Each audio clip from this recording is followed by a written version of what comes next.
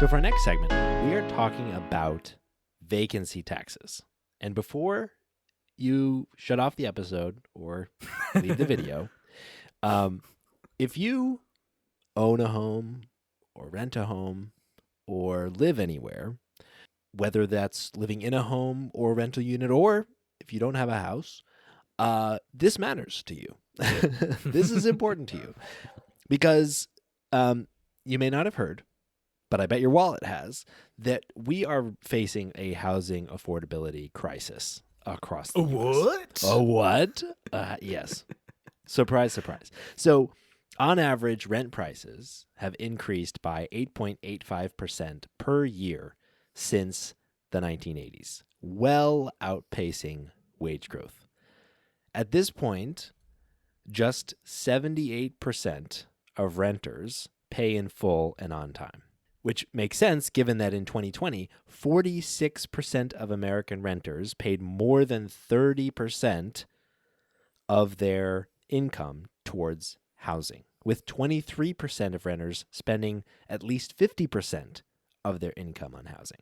And that 30% bar is what the U.S. Department of Housing and Urban Development defines as, being overburdened by your housing costs. So ultimately, renters just over the last 5 years have seen an 18% increase in their average rent, which even outpaces inflation and definitely outpaces wage growth. And so we have this really big problem where people just can't afford places to live, or renters can't afford places to live. And we see it in home ownership as well. A lot of people are thinking about this issue and thinking about how to solve it. And it's pretty complex. So we wanted to dig into an idea that's kind of getting traction, which is around taxing vacant units. Yeah. What's kind of funny is when you first told me about this, Michael, my dyslexic brain kind of kicked in and I thought you said vagrancy tax. And I thought, what the fuck? They're taxing you for being homeless? I've got this great idea, man. It's awesome. It's called Stop and Frisk. And what you do is... No, that's not what I'm talking about. It's vacancy, not vagrancy. Yeah, I know. So the idea behind this is that part of the problem, and like Michael said, it is a complex problem, which means that there is no one-size-fits-all solution. There are lots of different solutions because there are lots of different problems that are contributing to the issue. I mean, general inflation contributes to the issue. Hell, weather contributes to the issue depending on where you might live. Yeah, totally. One thing that contributes to the issue is the fact that you have units that are owned by landlords that are sitting vacant. And you might think, well, why would any landlord want to have a vacant apartment that's just sitting there, not incurring income or not generating income? And the reason is that because the market is so inflated right now, that it is difficult to find renters that can actually afford to live in those apartments that for the price that you're charging. When a renter can afford to do that, you let them in. Yeah. But the issue is, if you lowered your prices for that apartment in order to attract more renters, then you'd also have to lower it for apartments for other people, for people that can afford to pay. Yeah. And in many instances, landlords have made the financial decision that it is actually more advantageous for them to keep some of their units vacant and continue to charge exorbitant prices for their current renters than it would be to lower the prices for everybody. And that represents an issue when we're talking about homelessness and, of course, an inflated renters market. Yeah, totally. And it kind of becomes pretty clear when you start thinking about it that way, because Michael Lenz, who's an associate professor of urban planning and public policy at UCLA, described kind of the construction side of the thing like this. in a hot housing market like Los Angeles, we're building too many quote unquote luxury housing units. And we're only building for a certain market segment at the very top of the income range and the price range. And we're overbuilding in that sector, and we're not building enough for people who are of lower means. So if we're building too much, a lot of that stock goes unused and remains vacant. And to Nathan's point, it's not hard to make the math go round if you're able to charge, 10 or 15% more on one unit than like the housing market supports overall, to be like, okay, well, I can let a unit go vacant if I can get 10 people to pay 10% more, and I'm not going to risk having to lower my rent costs. So like it's described in the housing market as speculation, or at least that's one name for it, which is essentially that you're holding out, hoping that rent will increase, that property values will increase, such that overall, by not renting it out, you can incur actually more money. And so the theory behind vacancy taxes is essentially attempting to incentivize or rebalance that set of incentives to make it no longer advantageous to leave a unit empty intentionally. Yeah. So it's not forcing anything. Yeah, exactly. Because that's one option, right? They could just say, there's a law that you're not allowed to have units vacant. Or they could say every single apartment building requires this many units to be of this price, or something like that. Like there are like laws that could force outcomes into place. But some of the problems with laws like that can sometimes be unintended economic consequences, like people not wanting to build a new building because or not wanting to build a bunch of units, or it can really adjust the market.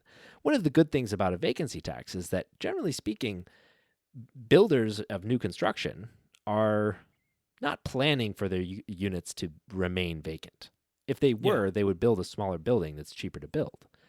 Yeah. So, they're not really accounting for the cost of vacancy anyway. So when you increase that cost of vacancy, you actually don't have a problem that a lot of people that are against vacancy taxes cite, which is that it would actually make the problem worse.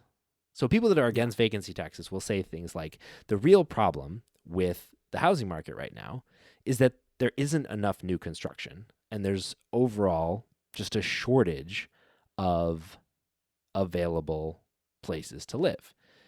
And we're not building enough new places to live. And so overall, market, supply and demand would cause this to be a supply side problem, where the cost of, buying these homes or renting these places, it goes up as a result of, lower supply and increased or, stagnant demand.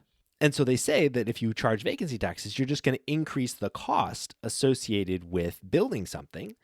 And as a result, you're going to reduce how much building actually occurs, and therefore you're going to make the problem worse. But as I just laid out, people aren't planning for their buildings to remain vacant. And so it's a post hoc calculation. It's not something they account for when they construct, but it's something that they can account for when they fill the building. Yeah. And one thing to note about this is that it also has been implemented in places around the world. Yeah. And we have seen some modest success. Yes. And I think that's going to be key. important for, for what we kind of alluded to earlier, which is the fact that because this is such a complicated issue, there's no silver bullet. For sure. So they actually did this in Vancouver, in Canada.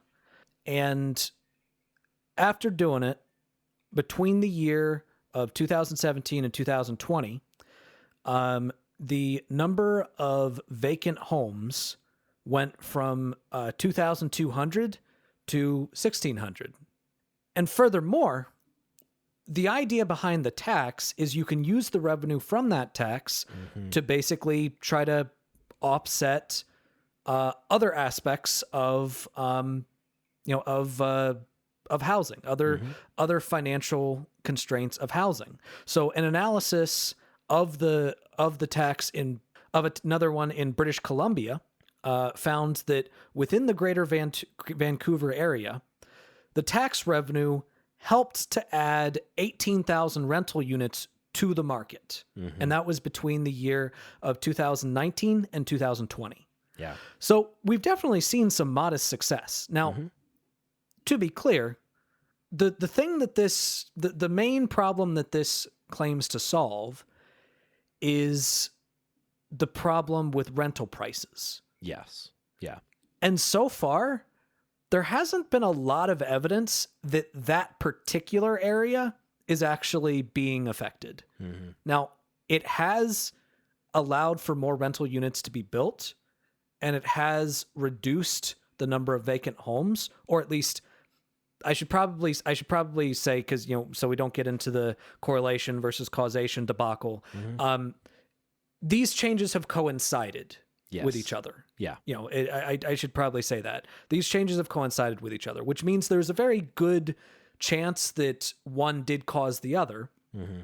But even if we are saying that one did cause the other, so far there hasn't been a lot of evidence that it's actually reduced overall pricing, but it has increased the amount available. Yeah. Interesting. That's really interesting. Yeah, I think the point about revenue is a key one as well. Like in cases where there's a lot of like vacant units for this kind of reason, you can, as a government, like take that revenue and figure out what the best thing to do with it is. If you've got a hot housing market like Vancouver, and I was just there a few months ago, the portion, like the population of people on the street that I saw was stunning.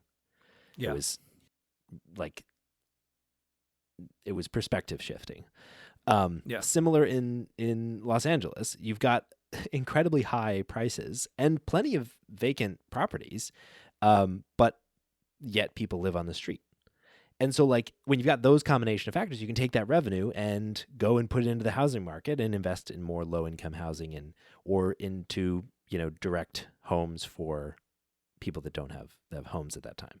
And so like I think that's like a pretty powerful potential benefit of this, even if it doesn't directly contribute, or it doesn't like causally or clearly contribute to the lower overall rents. You can attack like kind of the worst off that are experiencing this problem. Yeah. And this has also been approved in San Francisco and Berkeley, California. Yeah. And so far I would say so far it looks like it's too early to really be able to judge how much of an impact that's had on the market so far. Yeah. But one thing that I think should be noted is something that, Michael made a reference to, which is the fact that a lot of the units that are being built, a lot of the new units that are being built are not lower income units, not lower income housing. They're more luxury houses, which the people that need housing the most at this point are those lower income individuals. So what a lot of experts are looking at this and saying is that, well, okay, yes, the idea of a vacancy tax could potentially have an impact. It's had some modest improvements in Canada, but the biggest issue is the fact that there's just not enough low income housing to begin with. Sure. Yeah. So, a broader solution that could still work alongside a vacancy tax is you got to build more units. Yes. You got to do more building. Yeah. Yeah. And more building in this price range. So ultimately a vacancy tax is what it is a market correction to push down the cost of housing when there's excess supply in the market. But ultimately, or excess supply at a price point, because that's a key part of this, is that price point. So you push down the price of those units by making it more expensive to not fill them. But to Nathan's point, there's no housing solution that doesn't involve building more units. But one thing that I thought was really interesting, I saw a lot of arguments about like construction is the solution. And I think that's right.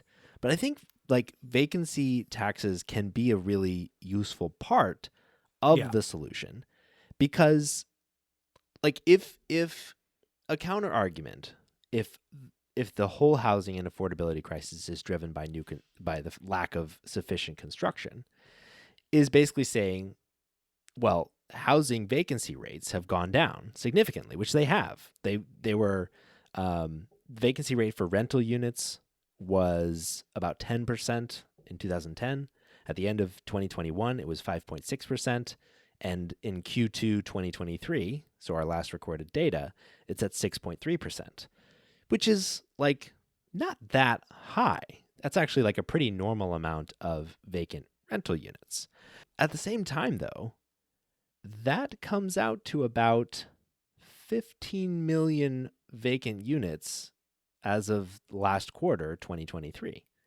Like there's an estimate of, according to the National Low Income Housing Coalition, there's an estimated shortage of about 7.2 million affordable available rental homes for low income renters. So we have enough housing to provide to those people. And in Detroit, which has is a city with one of the largest ratios of vacant homes to unhoused people, there's 116 empty homes per unhoused person. Yeah. So like I agree that like new construction has to be part of the solution, but like there really is something going on here where we have vacant units that can be filled. And one of the good things about a vacancy tax is like typically the way they're constructed is if they are vacant for a certain amount of time. So like proposed ordinances in places in California are like 182 days. Basically, if they're vacant for a significant amount of time such that it indicates that people might intentionally be leaving them vacant, that's when the tax kicks in. And if there's no vacancies, then a vacancy tax is not the solution, but then they don't pay the vacancy tax. So it's actually like a really nice market correction that has no really deleterious impact if there's not a vacancy problem. But when there is significant vacancies, significant long-term vacancies, it kicks in and helps incentivize lower costs and getting people into homes. So it's a pretty nuanced policy that actually like might have a pretty nice impact, but I totally agree with you, Nathan. It's not the silver bullet. There's just not enough homes for a vacancy tax to be the silver bullet.